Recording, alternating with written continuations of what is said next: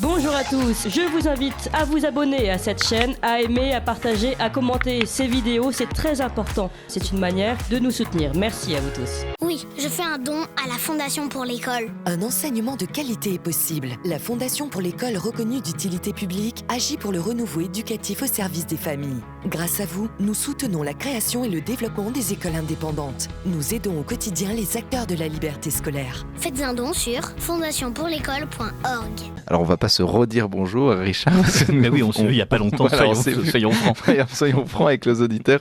Vous écrivez donc ce livre En arrivant au paradis aux éditions du Cerf. Donc vous racontez l'histoire d'une religieuse de la Drôme et un intellectuel parisien agnostique qui meurt. Alors ça, c'est une mauvaise nouvelle au début, mais c'est un livre qui est très drôle, qui est très fin, qui est très léger. Et vous avez donc ils arrivent au paradis et donc évidemment il y a le purgatoire, et c'est-à-dire est-ce qu'ils vont au paradis, est-ce qu'ils vont en enfer. Alors pourquoi vous avez décidé de mettre ce contraste entre une religieuse de la Drôme et un intellectuel parisien agnostique? Alors, la religieuse, on sent qu'elle est gentille comme tout et qu'elle est sans malice au sens propre, et donc elle arrive au paradis direct. D'ailleurs elle est ravie, elle est un peu émue, elle s'y attendait pas évidemment, elle est, comme tous les gens humbles, elle a l'impression qu'elle est un abîme d'iniquité et un puits d'injustice, et donc là, manque de peau si j'ose dire, le Seigneur en a décidé autrement, et donc elle arrive et Saint-Pierre l'accueille, et donc elle est très contente d'être au paradis, d'autant qu'on lui fait visiter, et le paradis ressemble à la France qu'elle connaît, donc voilà, c'est une espèce de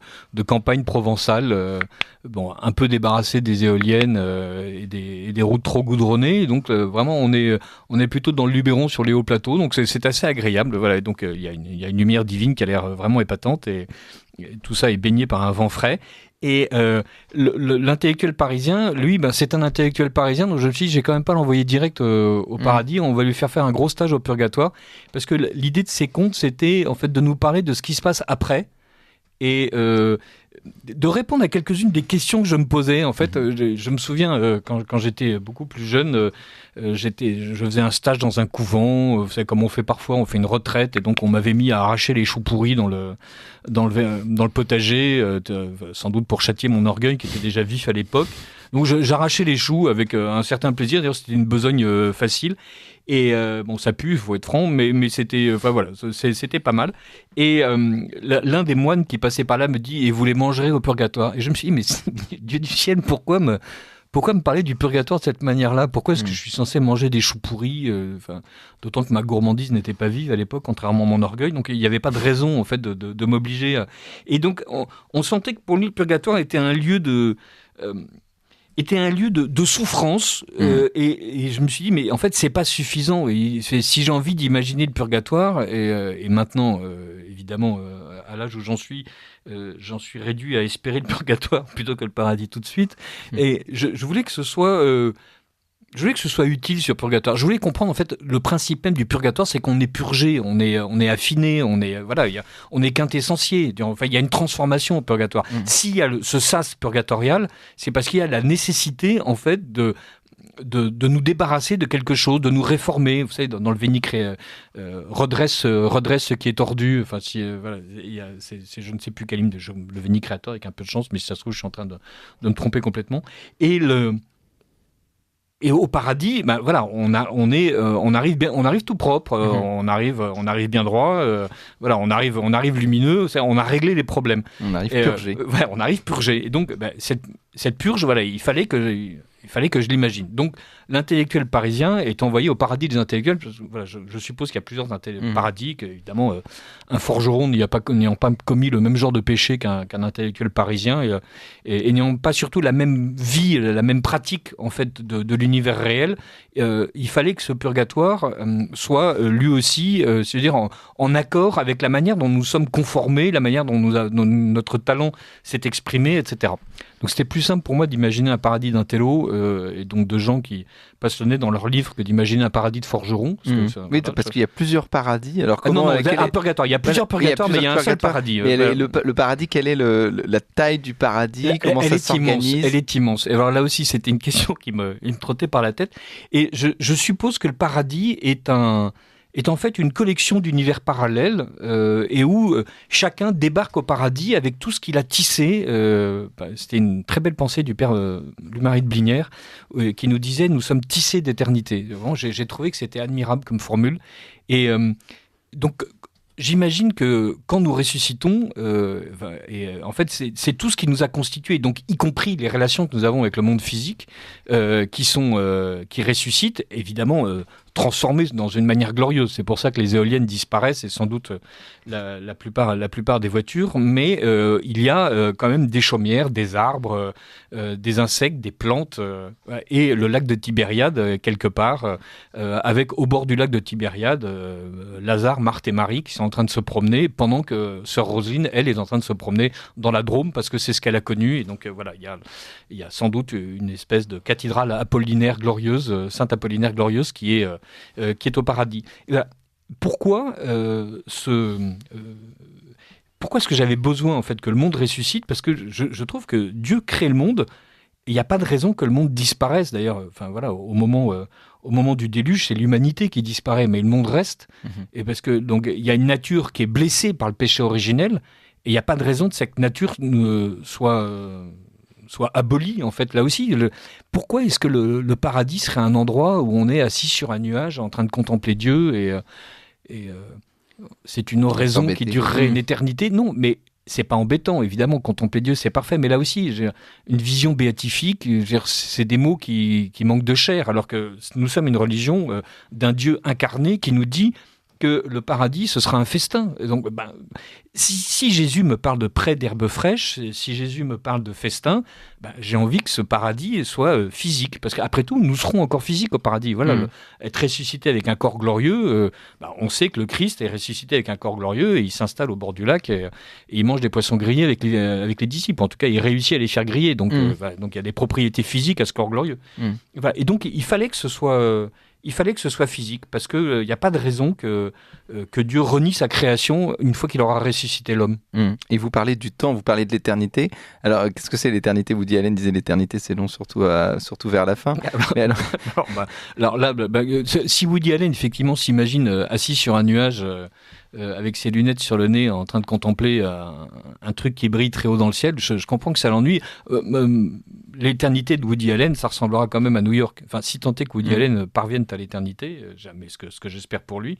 Voilà, il sera avec des gens autour de lui, avec qui il pourra interagir. J'imagine qu'il y a un dimanche au paradis, donc on se réunit une fois par semaine dans une cathédrale absolument immense où l'intégralité du paradis peut tenir. Alors ça, on me dit mais c'est pas possible. Je dis mais si, c'est normal. Parce que la physique des corps glorieux est un peu spéciale. Voilà. Comme justement le temps existe différemment, du coup l'espace se déploie différemment. Et donc je ne rentre pas dans les équations complexes qui permettent de justifier. mais voilà. Et c'est ce paradis absolument gigantesque nous permettra d'exister, et on est baigné par la lumière de Dieu, donc il est toujours avec nous, mais là aussi nous continuons à exister, c'est-à-dire nous progressons, dire nous marchons, nous développons, sauf que une partie des mystiques pense que voilà l'éternité ne nous fiche pas dans l'état où nous étions, alors d'une part parce que le purgatoire, donc qui fait partie des vérités catholiques, déjà nous a fait évoluer entre le moment de notre mort et le moment où nous rentrons dans le paradis, et donc il n'y a pas d'immobilisme de l'âme. Voilà, donc au contraire, voilà, je pense qu'on se dilatera de plus en plus, et donc saint Thomas d'Aquin, je crois, disait que notre plus grande joie sera de comprendre. Et voilà, on comprendra, et on comprendra de plus en plus de choses. Sœur Roselyne, elle en profite pour visiter le paradis, donc il y a plein de choses sympathiques, comme par exemple la galerie des objets disparus. Donc en fait tout ce que les iconoclastes ont brûlé à Byzance pendant les guerres de religion en France, donc tout ce que les huguenots ont ravagé et tout ce que les révolutionnaires ont brûlé et pillé se retrouve en fait dans une espèce de Louvre magnifique et immense où donc l'intégralité des œuvres religieuses qui ont disparu sont présentées. Donc elle est très contente, et puis elle en profite pour visiter 2 ou 3 autres bâtiments, notamment il y en a un dont je suis très content, c'est le Beatificorium, où sont entreposés les CV des saints. Parce que les anges gardiens en fait ont besoin d'être formés, Et donc, on les envoie au béatificorium et ils voient les CV des grands saints et ils voient la manière dont la ligne angélique se mêle à toutes les lignes de vie qui forment la vie des saints. Et donc, comme ça, ils comprennent comment est-ce qu'on peut inspirer, comment est-ce qu'on peut redresser, comment est-ce qu'on peut infléchir une mauvaise course. Voilà, donc... Et donc, Sœur Roselyne visite ce béatificorium. Dont vous êtes très fier. Je suis très fier parce qu'en plus, c'est Jules Hardouin-Mansart qui l'a conçu, donc avec une architecture un peu piranhésienne, mais tempérée par le goût français. Donc, oui, j'en suis assez content. Je trouve que Saint-Pierre a bon goût d'avoir demandé à Hardouin-Mansart de construire le béatificorium. Alors, Richard de Sèze, vous êtes notre chroniqueur BD, mais ce n'est pas une bande dessinée, c'est un livre En arrivant au paradis aux éditions du Seuil et qui est illustré par Luc Tesson, qui a des très belles illustrations. C'était important pour vous d'avoir des illustrations pour vraiment illustrer votre pensée, ce que vous aviez en tête. Oui, il est fidèle évidemment à votre pensée, je suppose. Absolument, et notamment il y a une très jolie illustration où Sœur Roselyne et l'ange Chrysostome, qui est son ange guide pour lui faire découvrir le paradis, regardent le purgatoire depuis les balcons du paradis qui permettent effectivement d'apercevoir le purgatoire. Voilà, j'encourage tout le monde à acheter le livre parce que voilà, si jamais vous vous demandez comment ça se passe là-haut, là, franchement, franchement c'est très précis. Voilà, on aurait dû mettre un plan. Non, Luc Tesson a un trait charmant qui correspond à sa personnalité et sa petite sœur Rosine est absolument délicieuse. Et en écrivant le livre, peu à peu, j'avais envie en fait de retrouver les contes et légendes de Fernand Nathan. Il y en avait dans toutes les bonnes maisons, voilà, donc des bouquins à plat cartonné, ensuite que Pocket Marabout a réédité avec des couvertures souples, mais où il y avait une série de contes et c'était contes et légendes de la mythologie, contes et légendes des croisades, contes et légendes de l'Iliade et de l'Odyssée, et donc des contes et légendes du Poitou, de la Normandie, de la Picardie, de la Franche-Comté. Il y a pas de contes et légendes de PACA, ni contes et légendes des Hauts-de-France. Voilà, donc c'était des vrais noms de régions françaises. Et donc, il y avait ces textes courts et il y avait de très jolies images. Voilà, donc dans les éditions les plus anciennes, d'ailleurs, les images étaient imprimées sur un papier différent. Voilà, il y avait un papier bouchon pour le texte normal et un papier plus glacé pour imprimer les images. Et j'avais envie de retrouver un peu cette idée des contes de notre enfance, en tout cas des contes des livres de notre enfance. Et donc, dans votre livre En arrivant au paradis, Richard de Sèze, chacun a son paradis. Alors évidemment, un jour, Richard, vous allez nous quitter. Mais oui. Avec Valentin, nous essayerons d'être les gardiens de votre héritage. Mais alors, quel est le paradis de Richard de Sèze ? Alors déjà, Richard de Sèze, je pense qu'il ira au purgatoire. Hein, donc c'est pour ça que je consacre, enfin surtout j'espère et je supplie le Seigneur de bien vouloir m'y envoyer. Et parce que, voilà, évidemment, plus on se rapproche de la fin, et vous avez raison de souligner mon grand âge, par rapport au vôtre en tout cas. Justement, nous serons vos héritiers, on essaiera en tout cas de faire perdurer la... et donc, mon purgatoire à moi, il sera comme le purgatoire de cet intellectuel qui est le directeur de la Pléiade, et donc qui meurt et qui se retrouve là-bas. Et il s'agira de revivre sa vie. Donc, j'imagine un purgatoire, qui est une immense bibliothèque remplie de boîtes avec des fiches. Et donc, il faut comprendre le système de classement et par exemple, comprendre que telle action qu'on a faite a endommagé non seulement soi-même, mais a endommagé les autres. Alors, je raconte l'histoire d'un autre intellectuel qui lui a donné un coup de pied à sa sœur dans le tibia et qui se rend compte une fois au paradis en regardant la boîte des méchancetés dans la section des méchancetés enfantines, et donc il finit par retrouver la fiche qui décrit ce qu'il a fait et il se rend compte qu'en fait qu'il a abîmé sa sœur, mais bien au-delà de ce qu'il imaginait, que pour lui c'était de la colère, mais les circonstances font que en fait sa sœur en a été profondément navrée.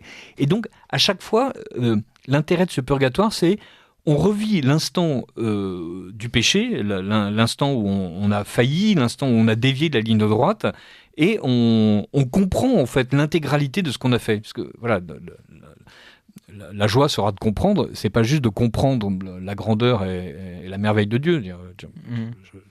Saint Thomas d'Aquin comprendra sûrement. Moi, si jamais j'arrive au paradis, je me contenterai d'observer, si je veux dire, je serai ravi. J'ai pas besoin de comprendre la grandeur de Dieu. Voilà, elle s'imposera à moi et j'en serai ravi. Et là, en revanche, comprendre, c'est aussi comprendre le mal qu'on a fait, comprendre qu'on est responsable. Et Et alors, en même temps, Dieu, lui, il est capable de peser ça avec des poils de mouche. Hein. Voilà, après tout, si je suis gourmand, c'est peut-être à cause de mes parents. Voilà, il y a Sœur Rosine, à un moment donné, d'ailleurs, se rend compte que ses parents ne sont pas au purgatoire, et donc elle cherche à comprendre, et donc elle se met à évaluer ses parents. Voilà, c'est ça, on comprendra en fait. On comprendra. Merci beaucoup Richard de Sèze pour votre livre En arrivant au paradis, illustré par Luc Tesson aux éditions du Cerf. Un paradis, votre paradis, les gens seront de droite. Tout le monde sera de droite. Non, pas les gens forcément. de droite, de gauche, tout le monde y sera. Voilà, il n'y a pas de... C'est la vraie universalité de l'Église. Merci beaucoup Richard de Sèze. Merci Corentin.